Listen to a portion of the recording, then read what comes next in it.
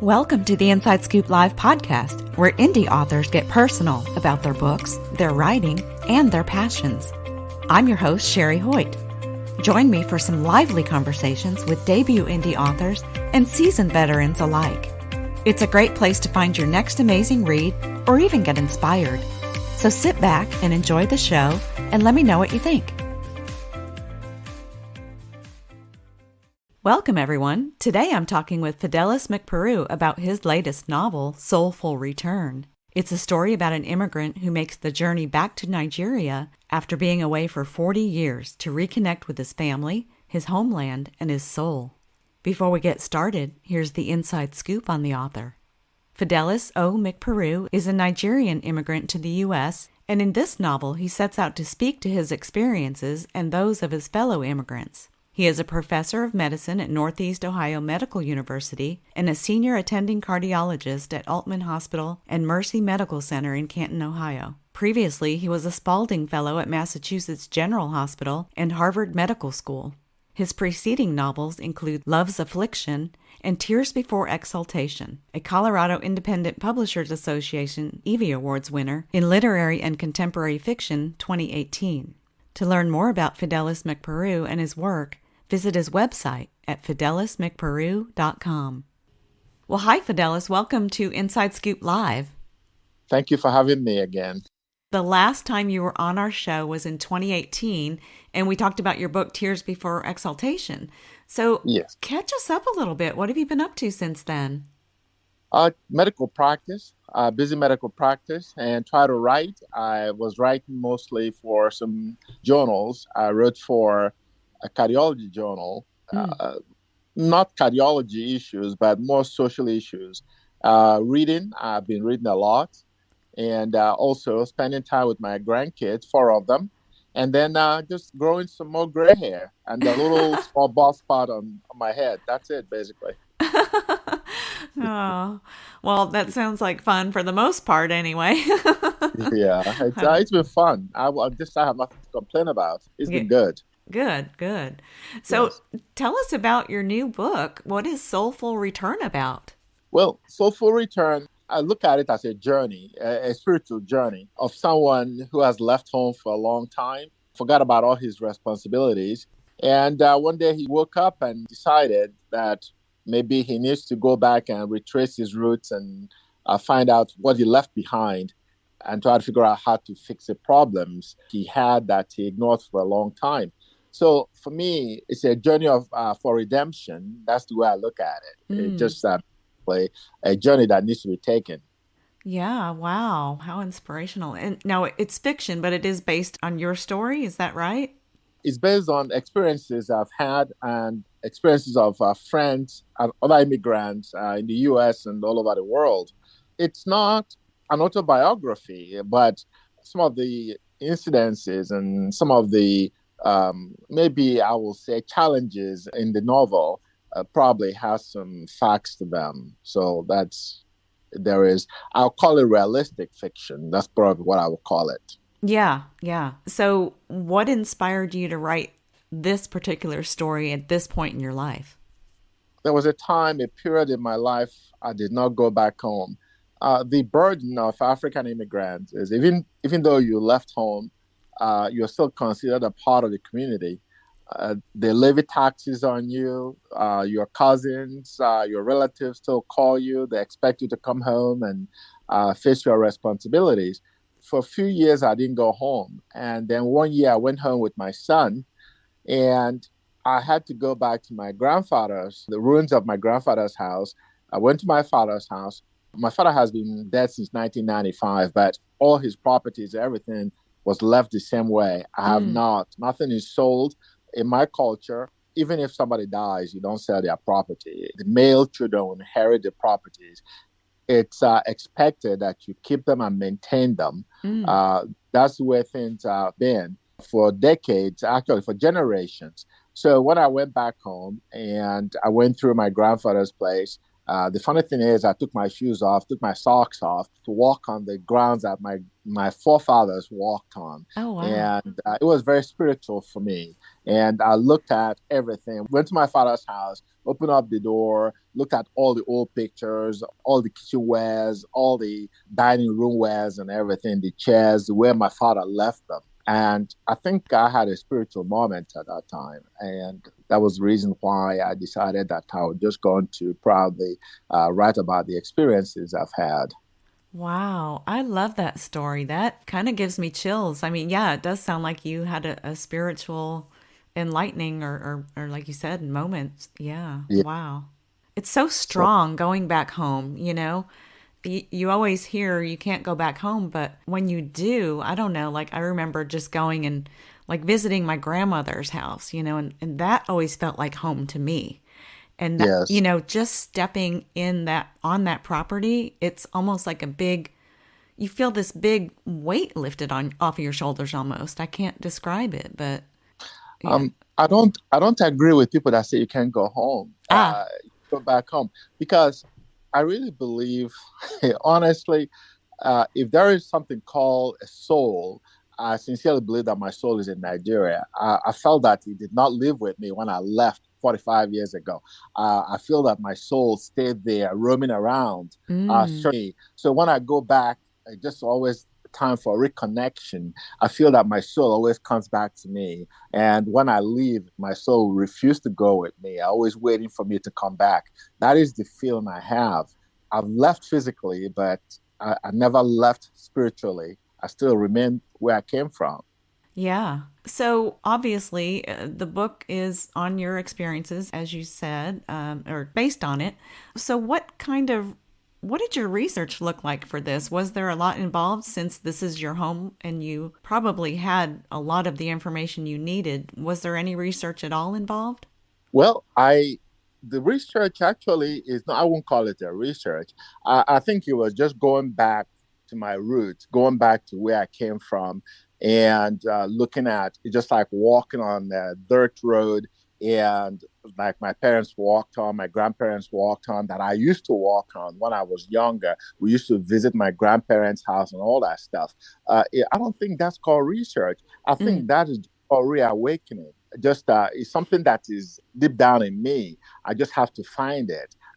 It's already there. I just have to rediscover them. So there isn't much research, because this is the experiences and these are the information that is within me. Maybe I have forgotten some of them, and I have to go back and try to trace them back. I think that's probably what I should say that happened to me.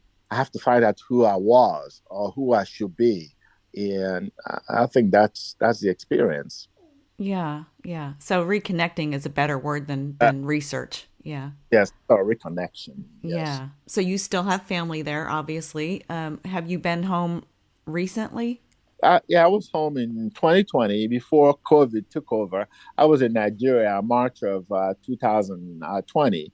And I have three sisters in Nigeria. I have about 18 nephews and nieces, and I have all my cousins in Nigeria. And these are people I'm very close to. Even if I didn't visit Nigeria, they call me at least once a week or so. So I have a strong connection to Nigeria, and I don't think that will ever change. Yeah. Well, we're going back and forth between the book and your life, but I guess it's a blend, right? Yes. What can you tell us about your protagonist? What motivates him? Well, I think a couple of things about the protagonist. He's a man driven by desire to achieve a lot. And deep down, he always has this fear of failure. And that's what really motivates him more, the fear that he's going to fail, or he has this fear of disappointing his parents. Even though they're gone, he still feels that he has to live up to the expectations. So, what motivates him is the fear of failure. And because of that, he just kind of hung on to academic achievements and things like that, just trying to please the expectations that he had from childhood from his parents. So I think fear should be the motivating factor. That's what I believe in. Fear of failing in his marriage, of failing his parents, of also losing his identity. Those are the things that actually motivate him.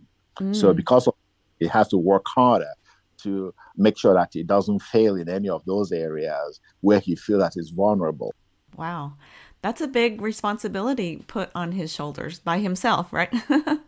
Of course. Of course. We're Yeah, hardest on ourselves. Yeah. yeah, that's the way it usually is. Because deep down, even though we may not realize it, deep down there's something that we fear the most. And because of that, we work harder, try to make sure that those things don't happen to us. Yeah. One thing that stood out with the review that our reviewer did at Reader Views is that she said Soulful Return captures the struggles of immigrants expertly. And, you know, it seems to align perfectly with the ongoing immigrant struggles of today. Did current events or the continual divisive issue of immigration have any weight on your decision to write this book as well? Well, it's not really the ongoing debate that is the issue with me and also with the protagonist. I think the issue is watching all those people trying to escape from Africa and die in the Mediterranean Sea and things like that. Mm. I think the protagonist deep down probably feels that if he had gone back home, if home is was made better or improved for the younger generation, maybe most of those people will not try to escape from Africa. So one of the things that is important in this particular story is the responsibility of everybody, whether you're an immigrant, an immigrant, or whatever you call yourself. There's always that attachment to your homeland. And the question is, what have you done? What have you contributed? Because some people like myself, when I came to the US initially, I had every hope of going back home and making things better. So that is similar to what the protagonist is looking at. He spent 40 years in the US of A without going back home. What has he contributed to the society to improve where he came from? So that's one issue. And if you look at the issue of American immigration, the debate and everything else, is the same problem that we have here. Instead of addressing the issue, why are those people trying to escape from their homeland? We're focusing on the border. If we go back to where they're coming from and try to fix the problem, some of the problem has to do with corruption, embezzlement, and lack of resources where those people are coming from. And we're giving them foreign aid. The foreign aid are going to the politicians, and the politicians are spending those foreign aid. It's not going to the common person. If we give foreign aid and insist that those foreign aid should be used to help the masses, they will not try to leave their country. They will stay there. So we're not looking at the cause of the problem. We're looking at the effect of the behavior of those politicians. So we should go back to, if you're looking at Mexico, Nicaragua, Venezuela, and all these people, Cuba, and all those places, if we solve the problem being opportunity, if we tell people when we give you foreign aid, you have to use it on the people that will benefit from it and not the politicians sending those to Swiss banks, we will not have all this immigration problem. But every immigrant in the US or Europe, anywhere, has to go back home and try to influence what is going on in their homeland. So we won't have a lot of people trying to escape. That's a good point, because I don't feel like we often look at that issue. Why? Why are they leaving? Because there are no opportunities. It's not that there's no, look at Venezuela with all the oil in Venezuela. They're selling oil, but where's the money going? Look at Nigeria. Nigeria used to be one of the top producers of oil. A lot of people have left Nigeria. Why are those people leaving? Because the money is going to private pockets. Mm-hmm. Nobody has tried to do something to make sure that the money is invested in the society and people benefit from it. So we won't have a lot of people trying to run away from their country. Yeah. I mean, I feel like we have a lot of those issues here too, corruption, embezzlement, but I guess on the overall, it's still better than in most other countries. America is unique. Even if you have corruption and all those things, Americans invest in America. You don't see a lot of Americans taking their money or running to Europe to invest. Maybe a few of them, but not a lot of them. So Americans believe in America. They invest in their country, which is different.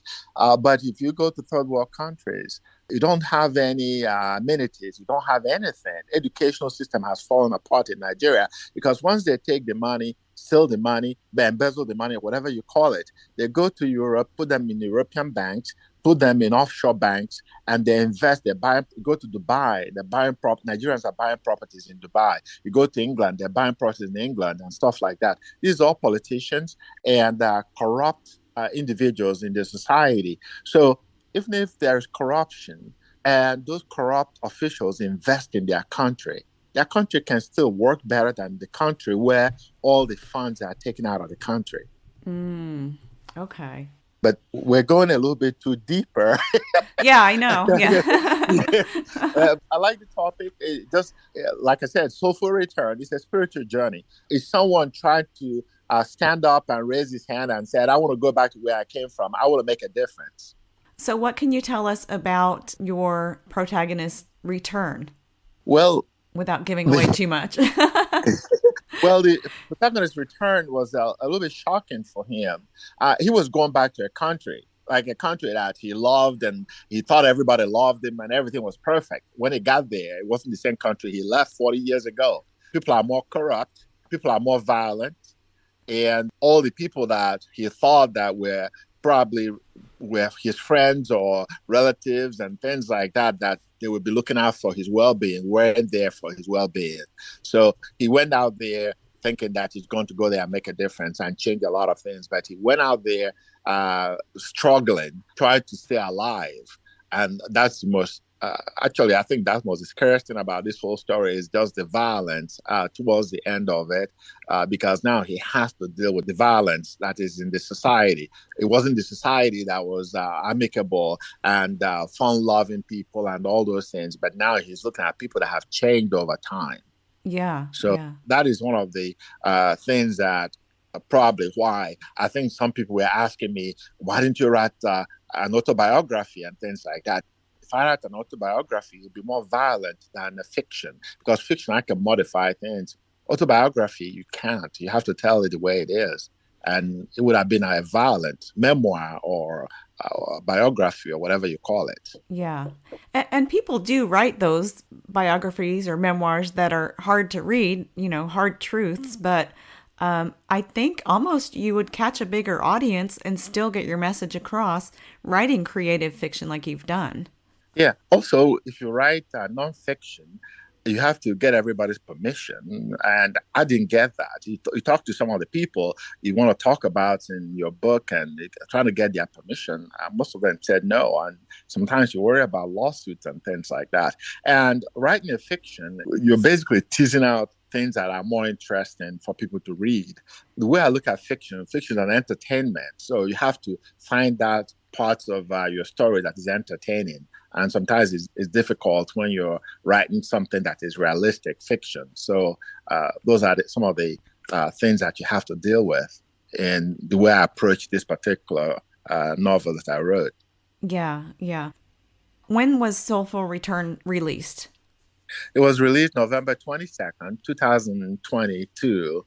That was just a couple of months ago. Yeah, so just a couple months ago, not long. What kind of feedback have you received on the story so far? Oh, a lot. I've a lot of reviews and people calling, and a lot of people like it. They just said that one of the reviewers actually wrote me a private note and saying that this is the most realistic fiction that she's ever read and things like that. So I think when I started writing, I was a little bit afraid to say certain things or write certain things. And I was worried about just trying to make sure that I'm proper, politically proper, religiously proper, and socially proper. But as I got older, I decided to just write what I feel or what I know without worrying about how it's going to be received. I just want to tell my story the way I think it should be told without worrying about some of the social consequences of it. Yeah, I think when you do that, you stilt your work, and I think readers can feel that, that it's not coming from your heart, true, Yeah. So did you take a break from your last book? Because I know your last book came out, was it 2018 or 2017? 2018. Okay. Yeah. Yeah. So did you take a break from writing, or did you spend these last few years writing Soulful Return? Well, I have active medical practice, and I didn't start writing until I was going to take a break and just not write anything. I was thinking about writing a memoir, and I started writing a few things, and then after I went to Nigeria, in 2020, I decided to write the fiction, write A Soulful Return. So that was when I changed. No, I did not take a break. I always write something. I always publish something. It can be medical, it can be non-medical, but there's always something to write. And I do write to send some stories to some journals, mostly medical journals anyway. So I've been busy writing. It's kind of fun. I just never stop. Plus, I've been reading a lot too. I've been reading history of the world, looking back at Roman Empire and just pre-Julius Caesar and post-Julius Caesar Roman Empire. So it's kind of interesting stories, and so there's always time to read and time to write, and I just never give up on those. Yeah, yeah. I know history is so interesting. Yeah, I love to read history. And I don't know how you find time to write. I guess that should have been the question. Well, there's way to look at it. I think a couple of things is every day I just try to reserve an hour or two every day of my life, either early in the morning or late in the evening. I reserve time to read and time to write. So I always write something, no matter what I'm doing. I always try to make time for it because it's just a time for me to take a break from all the things I'm doing. I just try to manage my time a little bit more. And so I don't smoke, I don't drink. And so my mind is never influenced by anything. So I always have a clear mind to write. And I just make the time. I Yeah. think that's more important than anything else. You just have to apportion your time those things that matter to you. Yeah, that's your me time and it's therapeutic. Yeah. Definitely. Yeah. Definitely. So, do you feel like you've grown as a writer from your first novel to now? I believe so, because I look at it from the perspective of trying to reach my audience. I have to ask myself, who are the people I'm trying to reach? Soulful Return is more geared towards the immigrants. You're looking at, most importantly, Africans in diaspora.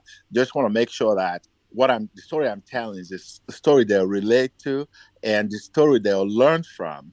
I just wrote something that even my children, my grandchildren, years down the line, when they take the book and read, they'll learn something from it. And so I feel that I have grown and try to tell my story a little bit better.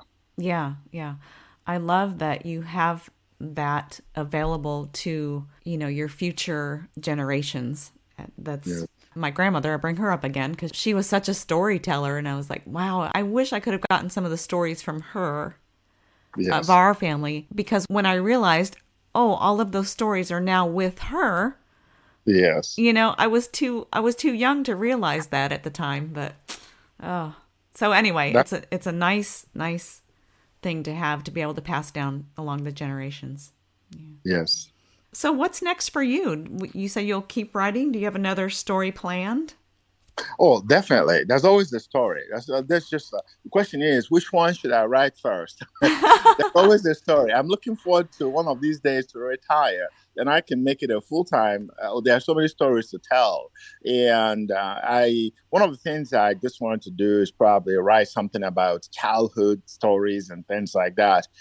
Things that will interest younger generation. There are so many things about. I lived through a war, and I would like to tell a story of war from a child's perspective. That's one of the things I like to write about. Ooh. And also, I would like to also write some stories that may be nonfiction. If I get permission, like to write a story about love and forgiveness and things like that, whatever that means, without getting myself in trouble. So these are the kind of things I like to write about. Yeah. Wow. All right. So you have your retirement all planned out then. Yeah. Oh, yeah.